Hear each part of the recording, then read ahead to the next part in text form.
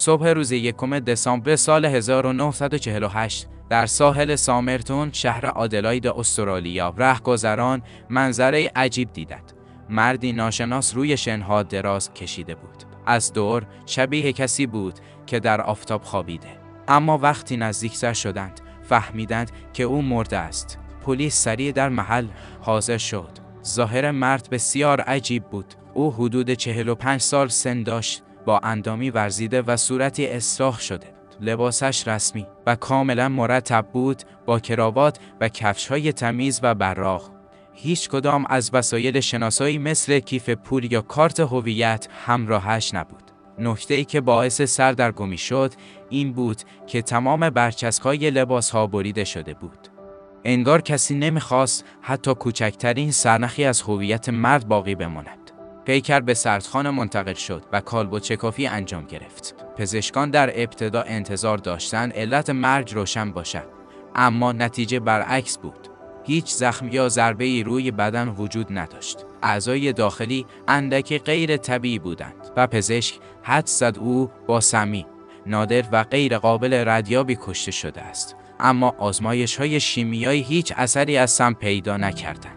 این یعنی او احتمالاً با ماده‌ای کشنده و ناشناخته از پا درآمده بود.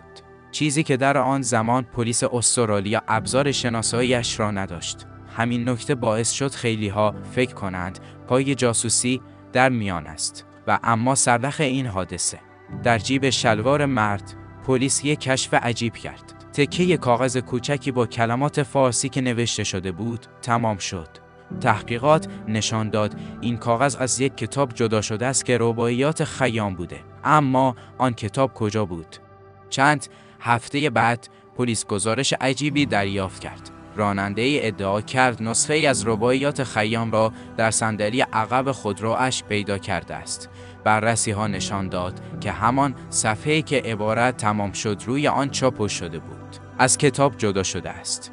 اما کشف بزرگتر پشت جلد کتاب بود. پلیس با خطی نامنظم چند ردیف حروف انگلیسی پیدا کرد که هیچ معنی نداشتند. چیزی شبیه به یک کد رمزگذاری شده و درست زیر این خطوط یک شماره تلفن نوشته شده بود. شماره تلفن به زنی پرستار به نام جسیکا تامسون تعلق داشت که در همان نزدیکی زندگی می‌کرد. پلیس از او بازجویی کرد. وقتی عکس مرد ناشناس را نشان دادند، جسیکا به شدت مضطرب شد و حالت وحشت به او دست داد. با این حال ادعا کرد او را نمی‌شناسد. بعدها مشخص شد جسیکا نسخه‌ای از رباعیات خیام را سالها قبل به یک مرد دیگر هدیه داده بود. همین ارتباط شک‌ها را بیشتر کرد. بعضی‌ها معتقدند جسیکا حقیقت را پنهان می‌کرده، شاید برای حفاظت از خودش یا خانواده‌اش. از همان زمان پرونده وارد دنیای حدس و گمان شد. برخی معتقد بودند مرد تاما یک جاسوس شوروی یا بریتانیا بوده که در جریان جنگ سرد به قتل رسیده. برخی دیگر گفتند او عاشق پنهانی جسیکا بوده که درگیر تراژدی عشقی شده است. حتی فرضیه‌هایی درباره یک شبکه بین‌المللی قاچاق و توطئه‌های پیچیده مطرح شد، اما هیچ کدام قطعی نبود. کدی که پشت کتاب نوشته شده بود بارها توسط پلیس، رمزنگاران ارتش و حتی مردم عادی بررسی شد. برخی گفتند این کد یک پیام مخفی جاسوسی است. برخی دیگر باور داشتند شاید حروف اول یک شعر یا آهنگ باشد. تا امروز هیچ کس نتوانسته این کد را با اطمینان کامل رمزگشایی کند.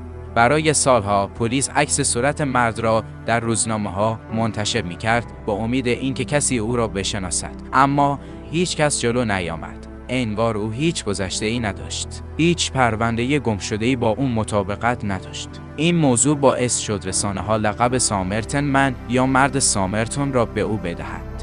دهه‌ها گذشت و پرونده همچنان باز ماند. در سالهای اخیر محققان با استفاده از فناوری DNA توانستند نتایج تازه‌ای بگیرند. در سال 2022 یک پژوهشگر استرالیایی اعلام کرد با بررسی DNA موجود در موهای جسد هویت مرد تاما احتمالاً کارل شارلز وب، یک مهندس برق اهل ملبورن است. او در زمان ناپدید شدن حدود 43 سال سن داشت و ظاهراً درگیر مشکلات خانوادگی و مالی بود، اما این شناسایی هم همه چیز را روشن نکرد، چون معماهایی حل نشده ذهن همه را درگیر کرده بود که چرا برچسب لباسهایش کنده شده بود، چرا هیچ کس غیبتش را گزارش نکرد و آن کد عجیب دقیقاً چه معنایی داشت. با وجود تحقیقات مدرن، پرونده مرد تاما هنوز مثل روز اول پر از ابهام است. او با تکه کاغذی در جیبش پیدا شد که رویش نوشته بود تمام شد، اما حقیقت ماجرای او هیچ وقت تمام نشد. نظر شما چیه؟